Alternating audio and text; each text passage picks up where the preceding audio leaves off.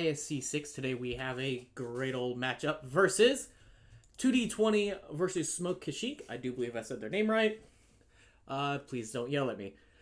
So, today is going to be week 2 of ISC 6, of course, and I have a co-host here today. House, if you'd like to introduce yourself. Hi, what's up? I'm House. Thanks for having me, Direwolf. Excited to be here. Yeah, so today this is a Div E matchup between these two teams. Both teams did not win their week 1, so they're looking for a little bit of revenge here, trying to get that point for the tournament site.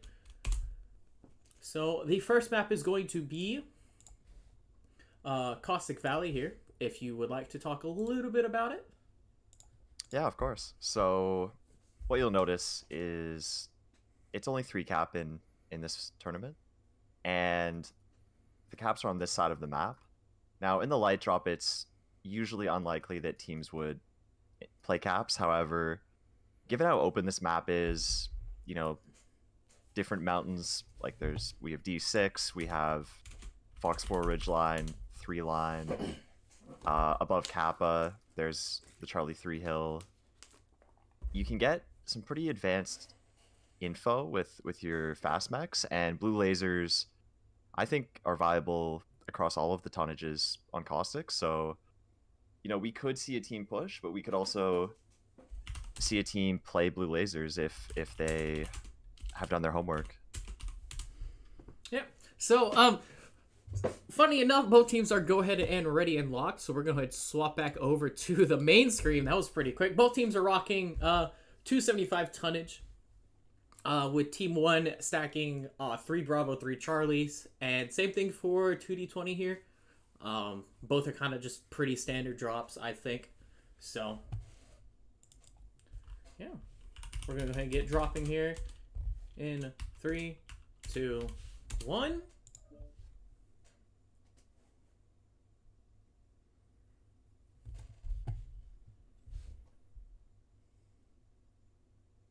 Yeah, not being too familiar myself with either team, I would love to see 2 different style decks line up into each other and see how both teams sort of navigate that matchup. But we could also just, it is a light drop. We could just have Brawl, right? Brawl is fun. Yeah. Everyone loves Brawl. I'll go ahead. I love Brawl. I'll fly over to the other side here. I'm expecting 2D20 to probably bring a little bit more of a Brawl style of deck. It's just what we've seen from them in the past couple of years. Okay. Notorious back in CS22 for running really light on their drops and just absolutely beating out some really strong teams. Then I should know I was a victim to it. So. Yeah, definitely. It presents a skill check and sort of a preparation check. When you push a team, the onus is on them to correctly deal with what you've presented, right? Which is fast, high damage mechs putting you under pressure. So it's a good strategy, especially in the lower divisions where people might not be spending a lot of majority of their free time practicing, or there might be some newer pilots to the scene. It's definitely a good entry point to getting some experience in this game. Yeah, I think one of my favorite things about lower divisions is just seeing the drastic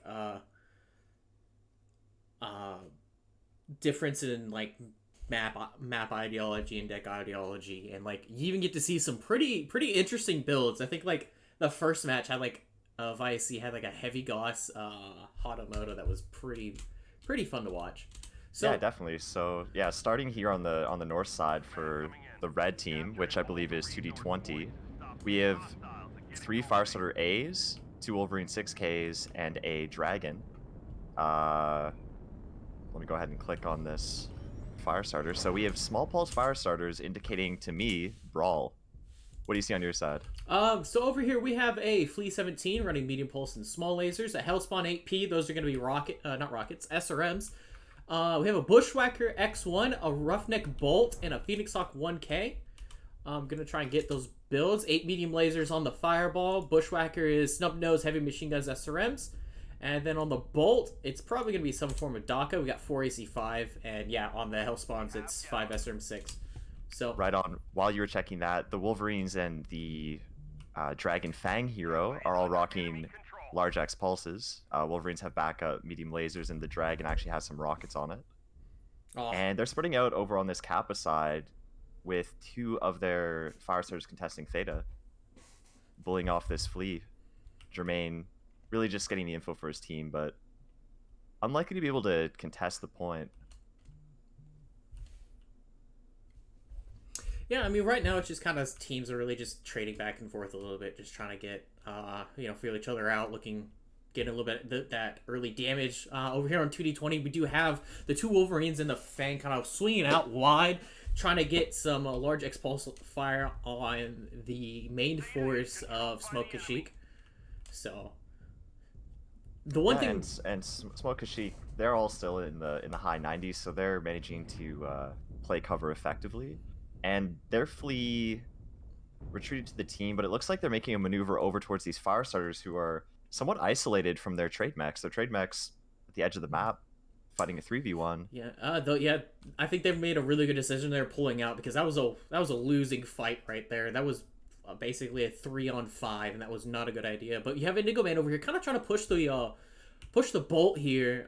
Ralph is going to come up right behind him and assist. Indigo Man is down to 92%, so you do have to be careful a little bit with that pinpoint from the Daka.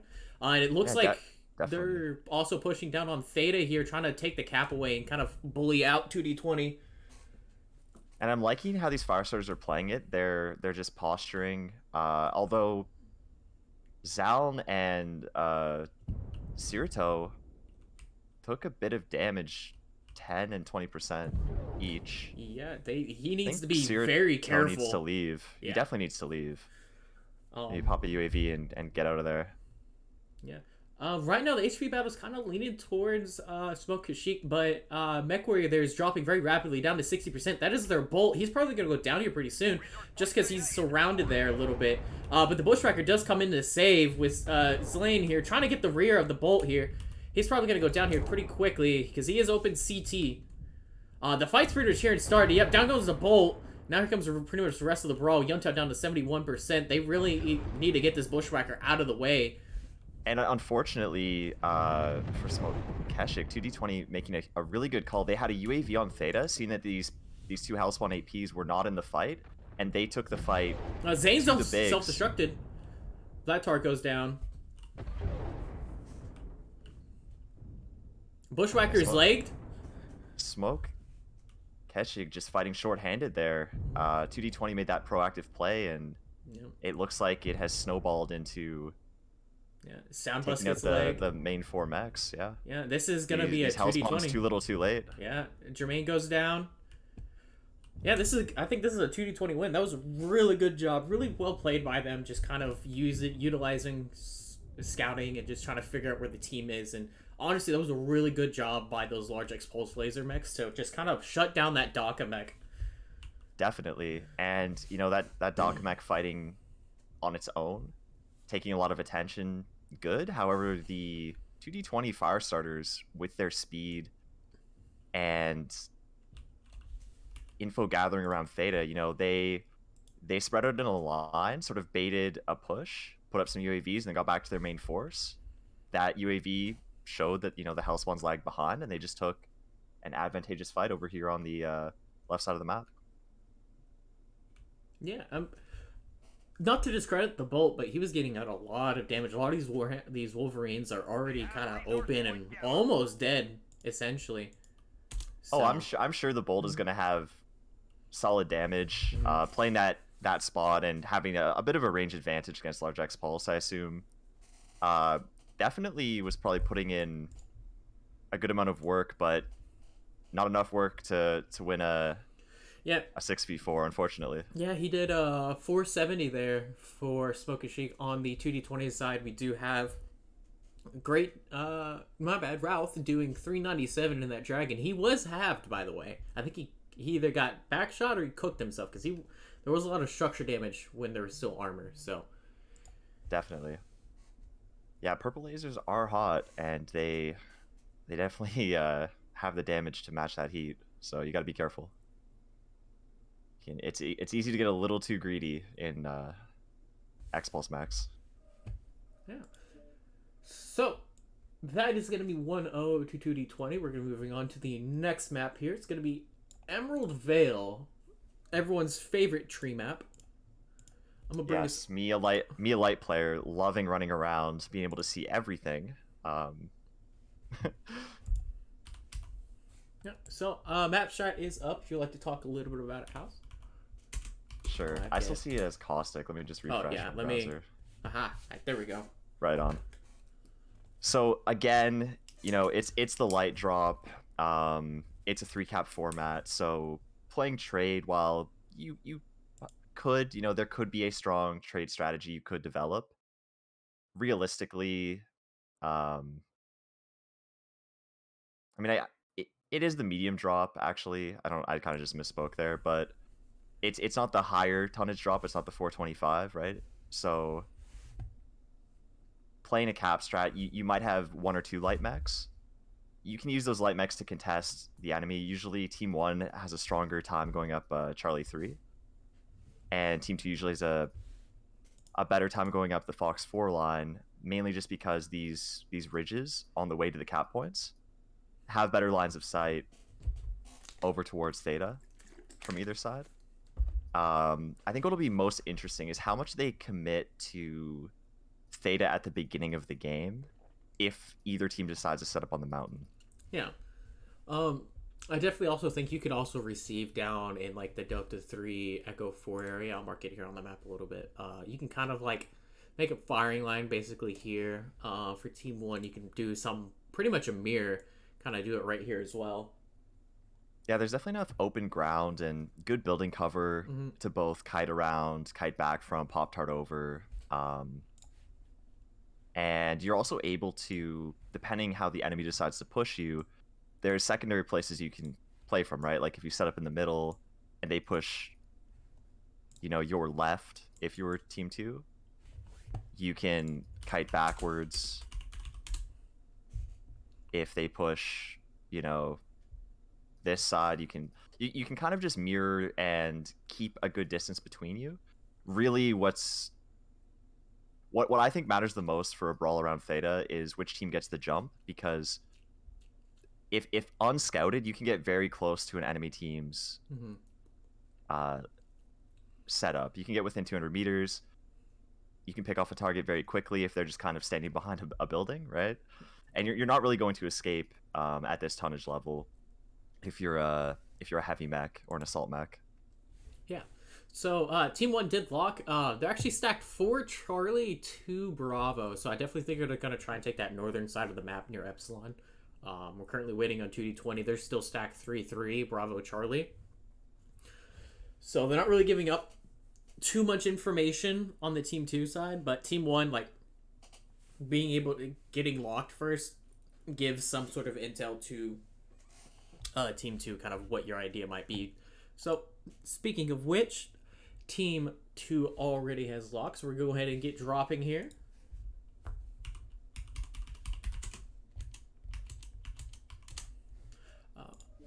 Early impressions. Where do you think this drop's gonna go? You think it's gonna go like 5-0, 3-2, 4-1? What do you think?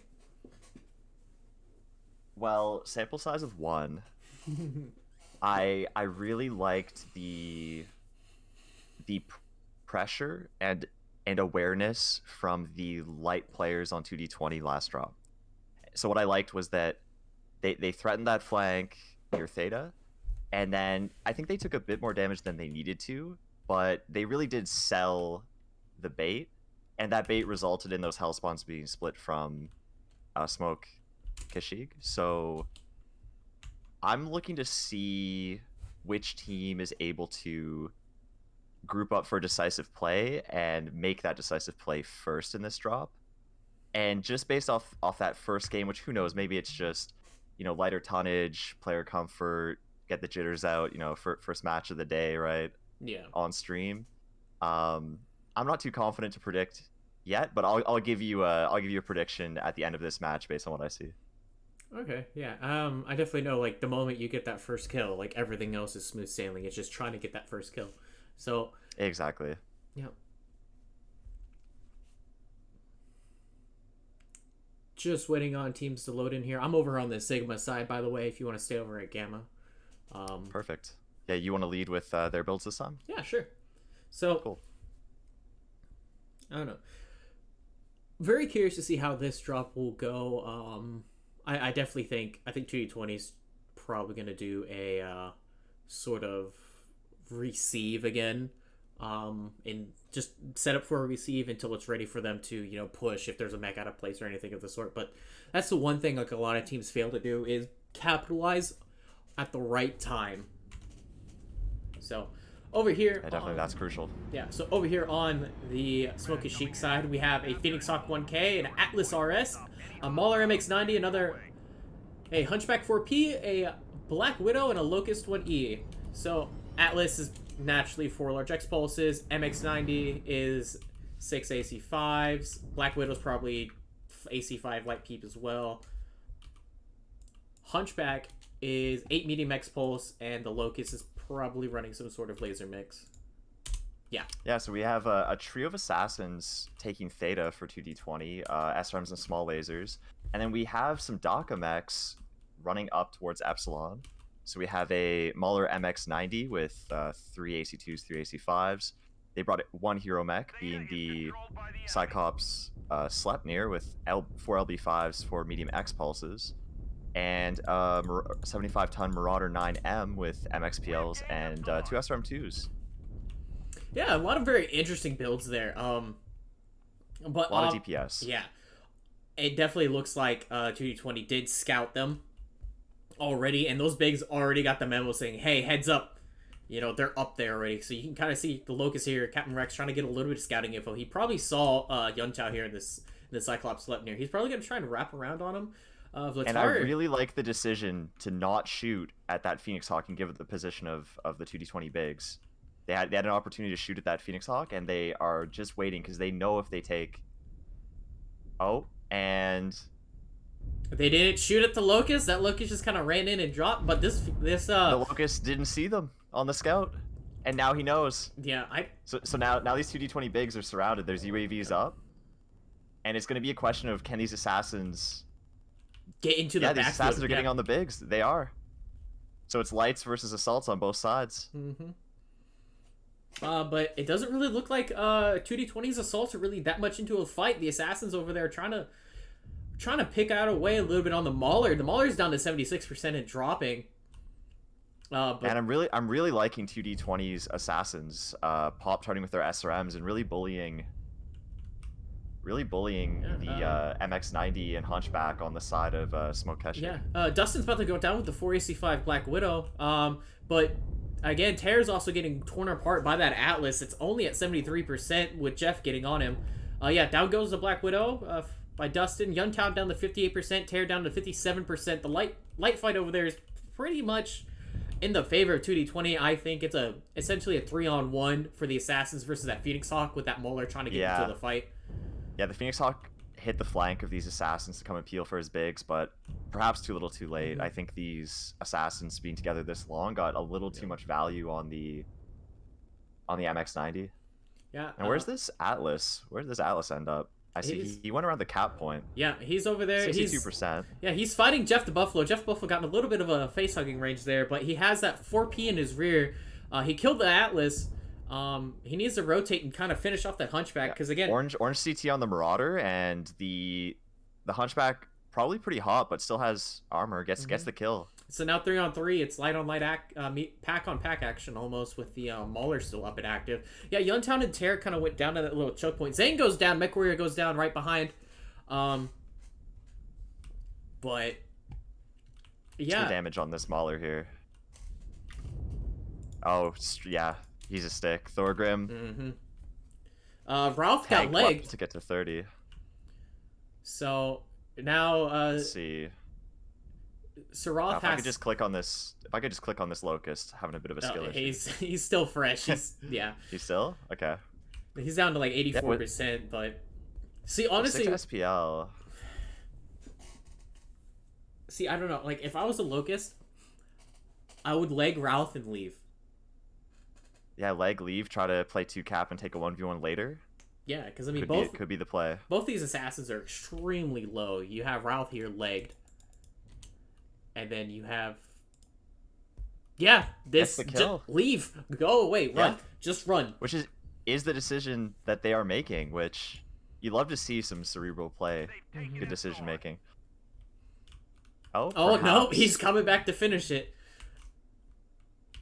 Which is a Chad move. Let's see. What weapons does it still have? Oh, I mean, yellow structure on the left leg, shielding it. 2 SRM6, 4 small lasers, so... No, he's either gonna repo or just completely run. Looking to get close and probably just...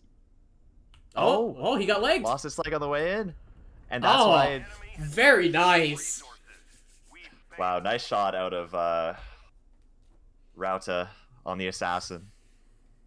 That was a very close match. Yeah, it was... A lot of isolated fights. A lot of isolated fights. Yeah. Which fight... I feel like the mech that got the short end of the stick was probably the Black Widow at the beginning. I feel like the Black Widow tanked a lot of... Smoke Keshik's Black Widow tanked a lot of the pressure from 2D20's bigs at the start. Yeah. But created a lot of space for their team to allow that Atlas to go to work with, you know, the 700 damage. Yeah, he got 700 no kills. Over here on 2D20, you do have Ralph doing 548 with 1 kill, so he definitely was able to kind of clutch it up there at the end. That was a really nice fight to watch. Yeah, and it really looks like Mech Warrior here in the base Hunchback 4P, securing 4 kills for their team, was able to action a lot of the space that was being created on their side. So, yeah, after seeing that, I would love to see a 3-2. I know we are currently 2-0 for 2D20, but I would love to see a 3-2 series, given how close that was. Yeah, I definitely think 3-2 series are a lot of fun to like cast and watch. But like at the same time, like the score doesn't necessarily reflect the match a whole lot. No, of course. Did the side swap here, make sure teams are good. The moment one of them says I'm gonna start timer. But yeah, a lot of that fighting just ended up at like the northern side of the map, which, you know, isn't bad at all. I definitely yeah, a real funny moment at the beginning when that Locust, I think, kind of big-brained it in going to the very top of that mountain and then dropping down on the ramp and landing behind the 2D20 assaults, not noticing them. I think he saw them. I just don't think they saw him. Except one mech did turn around. Yeah, the Locust didn't turn until the Phoenix Hawk, I believe, got shot at. Or perhaps when they noticed on UAV, maybe they put up a UAV as they ran by. Like, a lot of UAVs went up at the same time, so yeah. Still, definitely a comical moment, and I mean, put that Locust in a good position to make some plays, just disrupt the bigs on 2D20. Just the game sense and the game knowledge, because he could have ran from that assassin and just capped out and won the game right there. But of course, but you know as well as I do, having played comp for, you know, a few tournaments, that it could have been their decision. It could have been a teammate calling info, or you know, making a play call, and you know, you trust your teammates for better or worse, right? Yeah, it happens sometimes. It happens to the best of us. It happens to the worst of us. Oh, definitely. You know, just last week I made a pretty bad call in a match, and it did not work out, right? So, but hopefully, on average, you know, when teams trust each other and make good calls, things will pan out more often than not. Yeah. And 2D20 on the ball here, already ready, locked at 375 tons. Yeah, again, stacked 4 Charlie, 2 Bravos. I definitely think we're gonna see something very similar. Probably a north side fight again. What's really curious is to see how Smoke Keshik responds to this. Do you think they do something similar and try to take north side again, or do they like stop and say, "Hey, wait a minute, we have the potential to drag this out and possibly take a drop and, you know, get that momentum back"? I think I really liked their scouting at the beginning. And I definitely liked the secondary moves as a response to what they saw. I really liked what the Black Widow did to allow their Atlas to get in position. Mhm. And eventually, their Phoenix Hawk came back to peel for the Mauler and the Hunchback.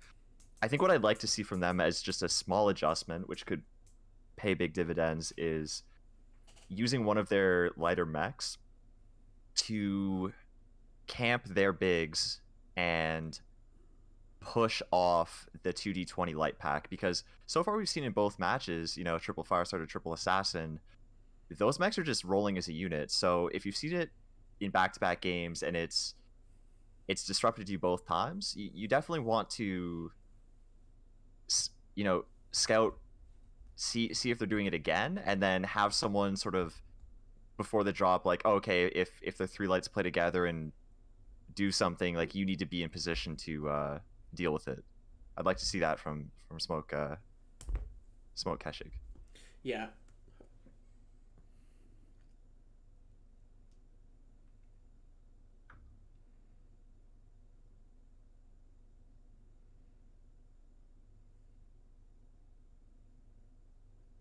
Oh wow, my chat wasn't working at all till the very last second, so kind of catching up and seeing what everybody is saying. Everybody really enjoyed the assassins there.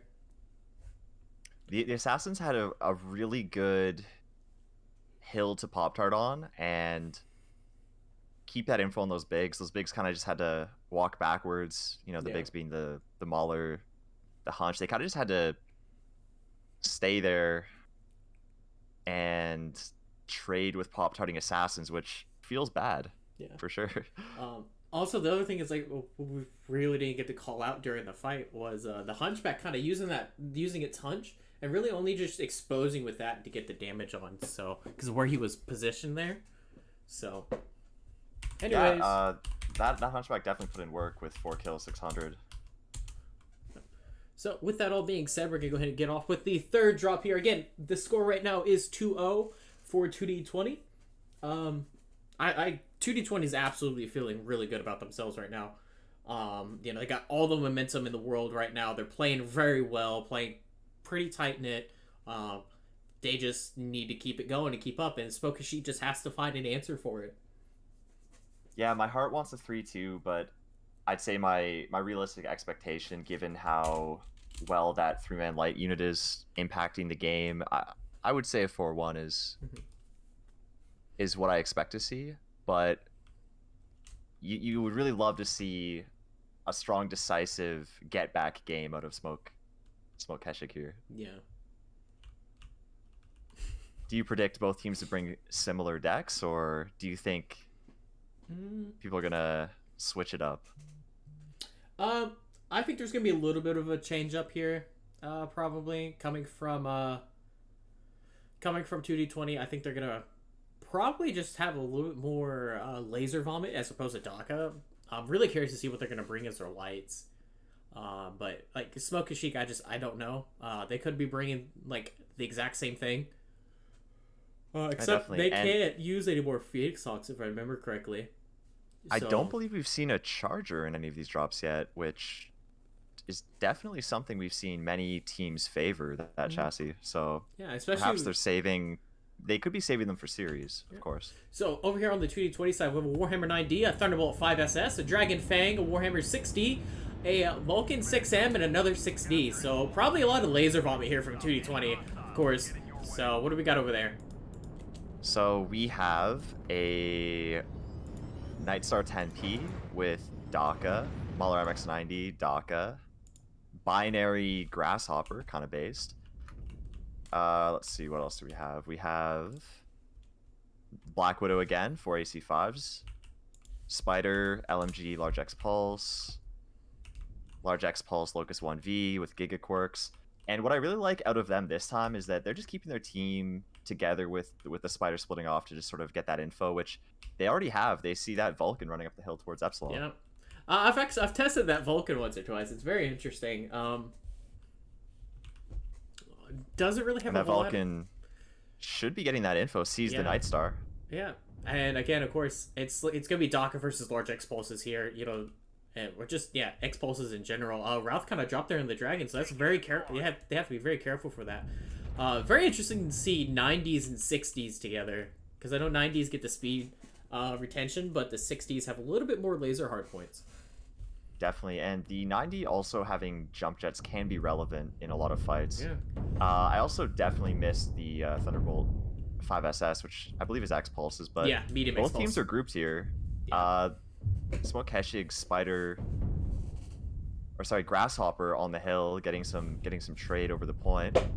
Both teams playing around this Epsilon boulder, and looks like we have a fight on this corner. Yeah, Yuntao might go down. Oh no, the Mauler goes down. Yuntao ended up killing him here, but Yuntao's hurt very well himself, using kind of pieing that corner there just a little bit. Yeah, right torso orange, but definitely playing that terrain very well. Yeah. Again, all the Warhammers there for 2D20 are extremely banged up. It's down goes Dustin in the back, Black Widow there. And this Grasshopper has been using their heat bar very effectively, getting very effective shots on these Warhammers, and is fresh, moving up to share armor with his team, and it's Nightstar, yeah. But Ralph here on the corner here, and again, MechWarrior responding to it very well. Indigo Man goes down here. That Nightstar is just sitting there, just absolutely plowing Daka. But Great Doc comes down and legs him from the rear here. He has to be very careful. Down 57 and dropping. He's probably going to... on this left side of the fight, Rhoda with the Dragon Fang, getting some good work done in their pretty healthy Fang with these large X pulses. Yeah, Nightstar gets legged and cored out from the rear with AC5 Ultra 5. Interesting. Locust goes down here. Now it's just MechWarrior to left to finish up everything. I think he can do Red CT on this Vulcan. Yeah. Oh, he gets legged. Oh, and there goes the leg, yeah. He's right leg open. Yeah, down he goes with Terror getting the kill on that Thunderbolt. Wow. Yeah, I think the component focus really decided that one. Mm-hmm. Both teams postured very effectively, but you know, those Warhammers seem to be component focusing, and it looks like that sort of edged out Smoke Keshik in this one. Yeah, the Smoke Keshik Grasshopper did 666 damage with 1 kill. So he was... I don't think any one of that point of damage was ineffective at any point in time. And if you look over here at the 2D20, a lot of the damage numbers are kind of close, but you're looking at 454 from the Fang. So that was just, again... Yeah, the Fang was able to get over on that left side of the fight and able to very quickly kill that Spider and then start focusing the call targets that the Warhammers had put damage into. Yeah, those Warhammers are just peaking very well together. They did a great job with that. Yeah, and that's definitely a mech that you need to do that, right? They're not particularly tanky. They have a respectable amount of weaponry, but they're similar to, you know, Hellbringers, and they have very good convergence and decent agility, so peeking off each other is very important, and they did a great job there. Yeah. Gonna bring up the map shop here for the next and final map that we're gonna see for the next 2 drops here. It's gonna be a series. So, here's the question for you. What do you think of this map? I think that this map, it's interesting. I like that you can bring some mid-range. I feel like mid-range and brawl are most effective. I don't think trade is effective on this map. I think that the size of the map, the way that scouting, pushes, receives can happen, are dynamic and interesting. I think it's a map where teams can do their homework and have a lot of skill expression. I know this is the first tournament it's been in. It's a new map. I think there are a few places I'd like to see changed or, you know, modified. So the obvious one is the different pieces of metal with invisible terrain, right? Blocking shots. Those being cleaned up, I think that's obvious to everyone, and that's something that can be worked on. You know, there's only, you know, a few people working on that. I believe, one map designer for PGI. So with a new map, that expectation in time, I'm sure that will come. But in terms of the actual changing the map for it to be more interesting to play, I'd actually like to see a change on the theta point. I think the main effective way to get theta is to take it at the start of the game and then run away and just have someone tickle it or put arties on it, which is okay. I mean, I guess that does help trade or mid-range decks deny a brawl team from just camping Theta, Mm-hmm. but yeah, I would say this map, like, I think it has promise. I like this map. I don't hate it. I know I've definitely spoken to some people who despise this map. I don't think it's the worst map I've ever played in a comp tournament, but Yeah, it's definitely not Hellbore. So, no, and you know, we should have, you know, we should be thanking the like clan command that we're not playing Solaris City or something, right? I don't know. Solaris City can be kind of fun sometimes. Honestly, I think this map favors a lot of brawl. Just looking, if you look at all like the different pathing and everything, and like it's you can just get up on the enemy so quickly, and Yeah, it's absolutely. you can do some real big damage. So having that high DPS really matters. So like receive decks, brawl decks are both really strong here. Yeah, Yeah, of course. I don't see like proper 2021 trade actually being effective here. No, no, mid-range receive would be sort of Mhm. the range deck that I would want to bring it if I was thinking that strategy was strong. But in terms of mech choices, you know, you need a very compelling reason not to bring jump jets on this map. There's very strong brawl mechs such as the Hunchback 4SP that the lack of jump jets can really hurt you if you have to push a receive deck. So mechs that favor brawl or are favorable in a brawl, they definitely need that jump juice in order to get over some of these hills and take a much shorter route or not be as exposed for, you know, a longer amount of time to get legged by purple lasers. Speaking of which, we'll bring this back over to the main screen here for the fourth drop. We got 425 versus 420 on this. Smoke Keshik again taking a 4-stack of Charlie to Bravo, and 2D20 here kind of spreading it out a little bit. But what's really interesting is like the drops here don't matter. The spawn points don't matter a whole terrible lot. They can give away a little bit, but nothing like too outstanding. Yeah, definitely. It all the team 1 and team 2 spawns are relatively close together, and honestly a bigger consideration is dropping your mechs in places where they can get out of each other's way and go do their initial sort of breakout, more so than, oh, I need to be Bravo or Charlie to get there sooner. It's getting your lights out or sort of out of the way of the bigs and allowing the bigs to, you know, get over the cap point hill, which, you know, is pretty crowded. Yeah. So I'm hovering over here at Sig.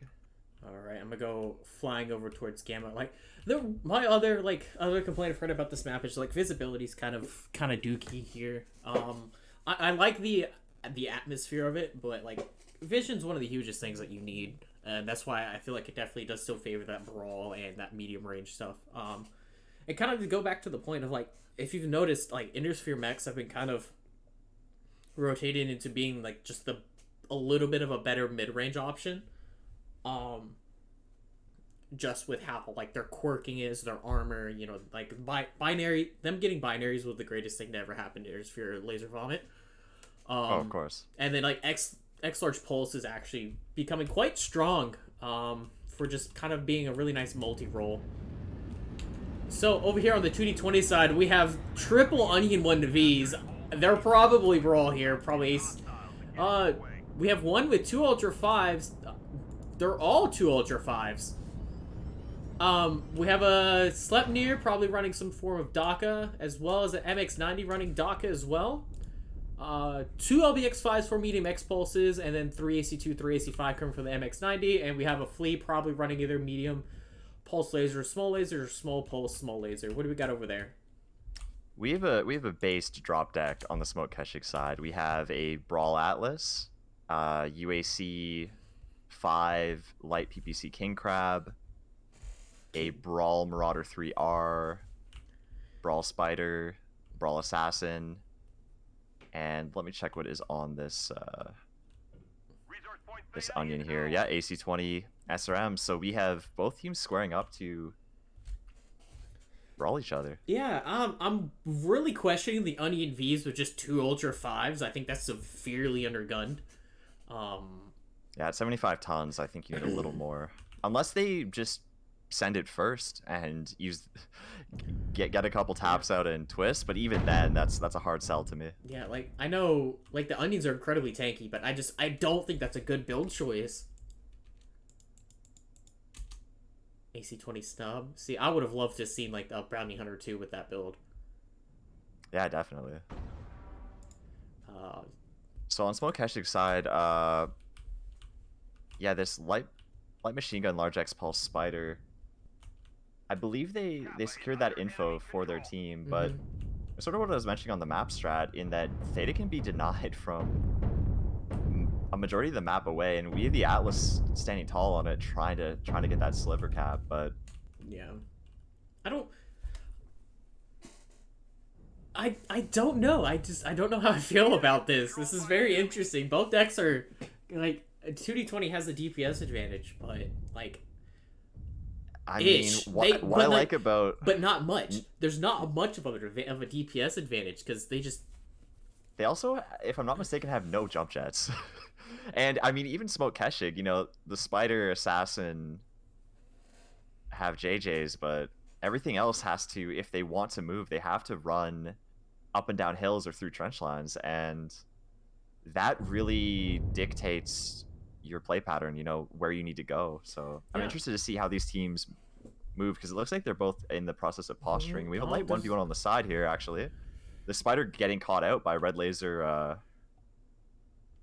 flea. It's medium pulse and small lasers at that, so it's a little bit more of a standoffish flea, but I think he's definitely winning the DPS fight there. Yeah, these 5 small lasers are adding up. Left leg already red on Mech Warrior. Yeah, he got legged.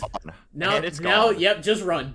Just run away from that. Absolutely. Yeah, and this is what we wanted to see in that Emerald Vale game, right? Is the light player got the value, and just leave. Yeah, you've already won your exchange. Look at this. Look, you see how the entirety of like Smoke Keshik kind of rotated around to try and attempt to take that flea, but he just ran. Yeah. There's. But they don't have JJs, so they had to take the longer route. Yeah. They're also, other than the Assassin, you know, these mechs are all slow. King Crab, Marauder, Atlas, and Onion, all. But the thing is here is slow. 2D20 is losing the cap game. Yeah, during that exchange, Theta did get flipped, which definitely puts the onus onto blue, right? So what are they going to do about that? It looks like they are grouped and they are shifting, leading with that flea. Yeah, I'm still baffled by the Onion 1Vs. Like, it hurts my head, but maybe they proved me wrong, you know? Like, maybe they're just... Yeah, right here we have Thorgrim playing very close to the enemy team. Yeah, honestly, but he does have Overwatch from his Atlas and his King Crab. Yeah, I don't want him to overcommit. I want him to just posture and be a speed bump. Honestly, the Marauder and Atlas need to get into this fight. I feel like they could absolutely clean up 2D20 here and right now. They just need to get into this fight like 3 days ago. And I really want this King Crab I think that's what they're doing almost.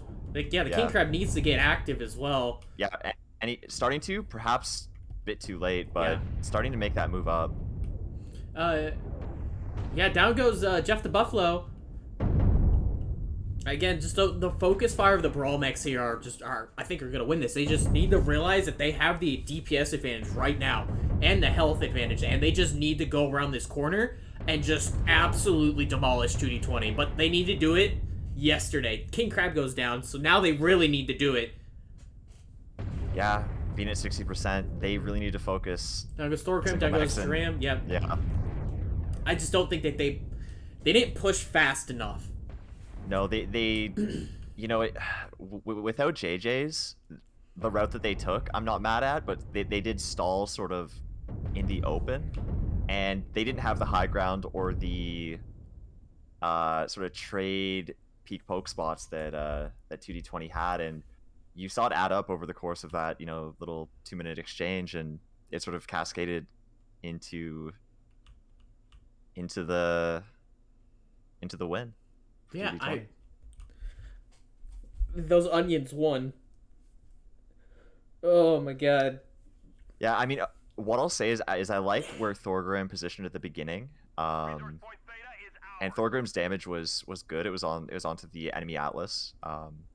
Really, I would have liked to see Pit of Despair just get a little bit closer and be a little more grouped. Like I think what's deciding a lot of these is that 2D20 is just a little bit more together. Mm-hmm. And I mean, to be fair to Smoke Keshik, their spider getting legged early. Maybe instead of shifting their force toward their spider, given that the spider did get really good scouting and knew where the main force of 2D20 was, perhaps they should have not moved towards their spider and just pushed the bigs. Yeah, this was a match.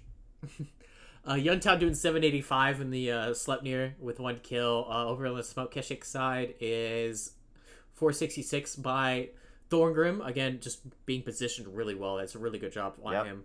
Yep. I really liked that play from Thorgrim, and you're gonna hate this, but these Orion Vs. Oh my god. They combined for 1400 between the three of them. Couple kills. Yuntao, if you're watching this, armor. if you're watching this, we need to have conversations about your builds. I don't appreciate this. Stop hurting my head. Okay, but I will also, say to like Smoke Keshik, like, I think this is a lot of them. -1 is like their first time playing comp, I think, and comp is a completely different environment than like QP faction, everything of the sort. So yeah, it was definitely not as one-sided as the scoreboard might show. Yeah. I think it was just small little things that added up. The spider getting lagged, the bigs not being close enough to Thorgrim, who I think was dialed in on what needed to happen, the lack of JJ sort of hemming them into the route that they had to take. All those things sort of add up and resulted in what we saw, but I saw a lot of Smoke Keshig's pilots component focusing well, hitting shots, twisting well. There was a lot of good, especially for a newer team, as you said. Yeah, absolutely. Like I want to see what they do next tournament. I want to see how well they do next one. And the spider mech warrior, I liked where they went. I liked the scouting that they did.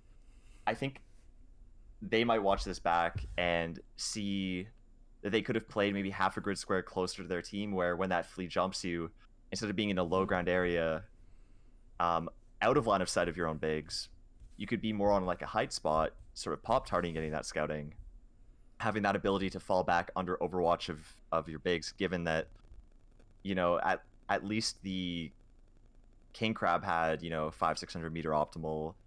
I mean, hitting a flea with Daka is probably not going to happen, but the threat of it is enough to usually dissuade a light from doing something super greedy, like running out in the open to try to hurt the spider more. Yeah.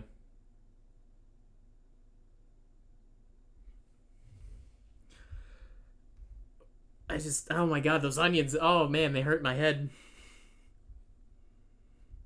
They stood tall on that hill, and they did damage.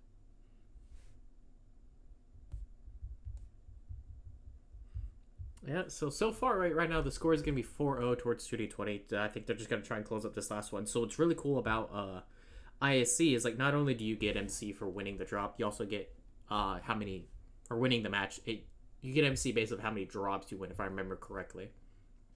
Definitely, and something about the drop decks that we've been seeing, for me at least, correlates with what you said about Smoke Keshik being newer to the scene, because one thing about this game, I think, is if you're newer, there's two ways you could do it. You could you could try to play the bleeding edge of what you think is the most busted team composition or mech choices, or you could just play mech picks that your pilots are comfortable in, right?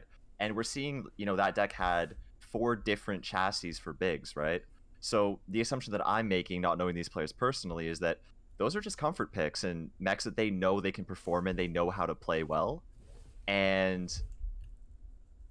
on the 2D20 side, it looks like they've done a little more science and, unbeknownst to you and I, decided that the Onion V is their meta, right? That is strong for them. Yeah, absolutely correct. Yeah. Like, so they get their pilots to, buy those, skill those out, practice in them, learn them, make mistakes in them until they don't make mistakes, learn the routes, and that's a lot of time, right? So I definitely like the approach of the assumption I'm making here being that Smoke Keshik's bringing comfort picks and trying to play them as well as they can and get some good experience and getting some reps against a team like 2D20, which, when I came back to comp and I was playing with Fjord in 2022, I remember 2D20 in the comp queue did hundreds of drops, right? Like, they're a very experienced team. yeah, I think they did like close to 300 in 2022.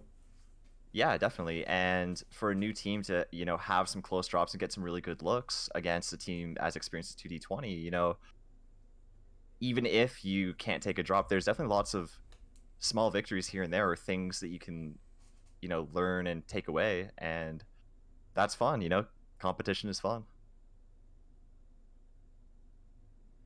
Yeah, like, it's, again, there's nothing to be ashamed here of. Like, they're gonna get better, and that's why I said I want to see how they play next comp. I want to see what they next week. I want to see what lessons they take from this and just apply it for next one. Yeah, of course. And in these first couple weeks, there's definitely a little bit of overlap between the map pool. I don't think it drastically changes until week 4 and 5. Mm-hmm. And I know for me personally, Series isn't a map that I've played comp on before, so it's for a lot of players this tournament completely new, right? Yeah. I don't even think it was in TOS last year. Someone can correct me if I'm wrong, but again, just this is why I love casting the lower devs, because you get to see kind of who's getting better, just the different ideologies and everything. So both teams are ready and locked.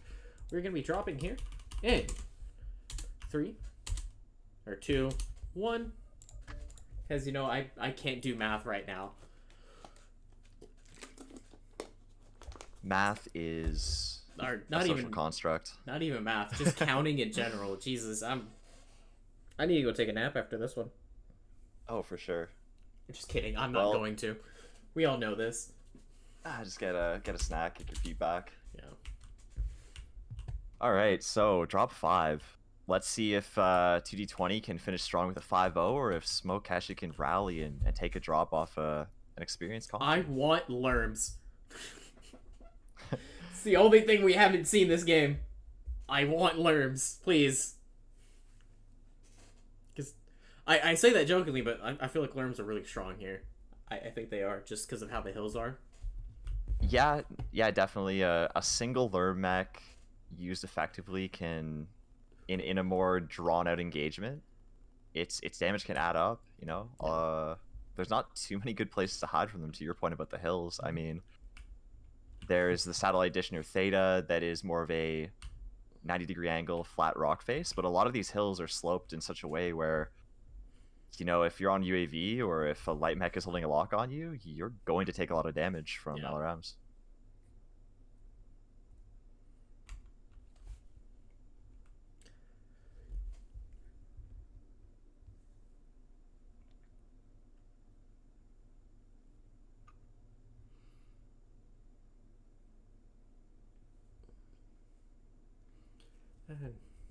Oh, almost. Oh, here we go. Alrighty, coming from the Smoke Keshik side, we have an Atlas RS, a Muller MX90, a Flea, a Marauder 2 Alpha. That's gonna be fun, and a Phoenix Hawk 7S.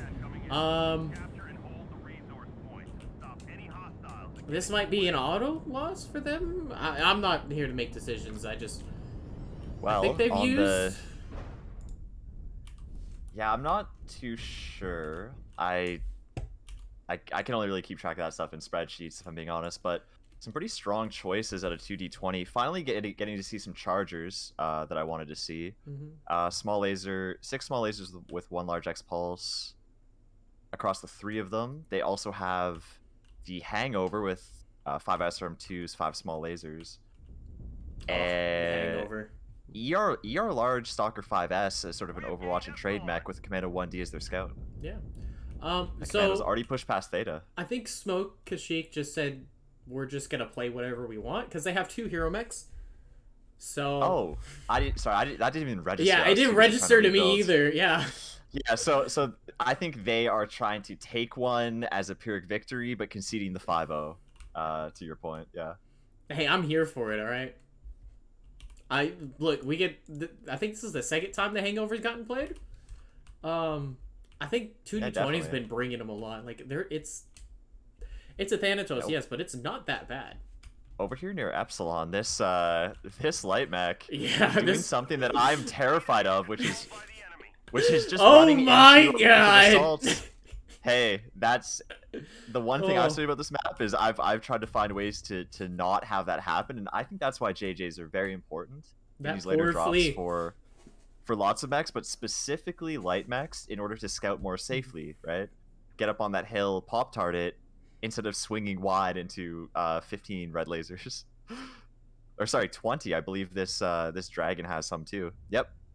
20 small lasers. That hurts. Yeah, I honestly don't even think JJ's would have saved him. I have been on the receiving end of coming around the corner and seeing all of those mechs once upon a time. Definitely not something you like to see here. JJ's mean you don't run around that corner in the first place, right? You pop-tart the hill, but I don't think he was going to escape regardless, but here we go. The fight's going to come in. Stuffy Fury with Commando 1D, down to 58%, but he has Void Armor, so he doesn't really matter. He's running SRMs here, trying to take Theta, dragging all of the aggro. 2d20 here definitely needs to hurry up and capitalize on that advantage. Mech Warrior's going to chase it down, get the back rear shot there, and now it's just going to be rinse, wash, and repeat for 2d20 here. Push in, start legging everything, and leave. Yeah, this Atlas getting actioned on, target called. Both legs are the orange armor on Scarecrow. Left leg, about to go down to the next volley. Yeah, down he goes. Next. Just absolute. Oh, Dustin goes down to the Black Widow. Yep, this is peak. This is a reason Chargers are at in the top tier of mechs for a lot of strategies on a lot of these ISC maps is that speed and being able to make a proactive play with them. Very, very strong.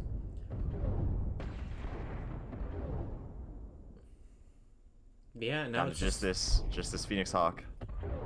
And he's legged and down. And he's gone. Yeah, that was, oh man, that poor Flea. Yeah. So in the heat of the moment, it's not so much that he could JJ away from the Chargers. It's more that you can't ever be in that range, right? You have to safely scout from height or take routes that don't expose you to getting jump scared. I'm sure that the comms were a little bit hectic, or that pilot in particular, sat up a bit straighter as they came right around that corner into 20 red lasers. Yeah, and hey, the Hangover still managed to survive with a red CT structure. Love to see it. Yeah, and looking at the outskirt of that fight, I think Rota in the Stalker actually was able to get pretty good lines from their hill into that Theta brawl. I liked their positioning. Yeah, he was in that fight pretty much the entire time. Looking over here at the damage numbers, that Flea did 15 damage. Oh man, you hate to see it. Yeah, but I get top damage over there is gonna go to Thorn again with the MX90 doing 582 with no kills. Over there on the 2d20 side, we're gonna be looking at 509 damage done in the Charger. Stuffy Fear did 53 in that Commando, but I don't think his idea was to do damage. It was to pull aggro. Just get info, pull some aggro, get those UAVs up. It looks like the speed and proactive target calling from the Chargers resulted in them getting all 6 kills, 4 going to Tahrir, and while the Soccer only quote unquote only did 324, I think it was all in a pretty short window, and it was all on the components that the chargers were also shooting alongside that hangover. Yeah, this has been an emotional turmoil, and I don't appreciate it. Oh What, the man, mech choices? yes. I mean, I'm here. Just some of the plays, man, were just absolutely just amazing. Yeah. So, anyways, folks, let's go ahead and gonna call this match here. 2D20 ends up taking the clean sweep here, finally getting that win, that point off the tournament site. If y'all like to see, if y'all like what y'all see, you can also, of course, always come by and play comp with MWO Comp. Currently, we do have a season right now, but the next one is gonna be both Clan and Intersphere mechs. There's also going to be some more matches cast throughout the day. I do believe there's some going on right now. So yeah, and of course, also just keep on a lookout on all three of the MW League's channels. There's going to be matches cast on all of them. So without further ado, House, thank you so much for stopping by. Do you have anything for the crowd? Nothing really. You know, just it's nice to see people enjoying mechs, and thanks so much for having me, Dyer. You know. Big Stompy Robots is a lot of fun. That's my saying. All right, everybody. Y'all have a great rest.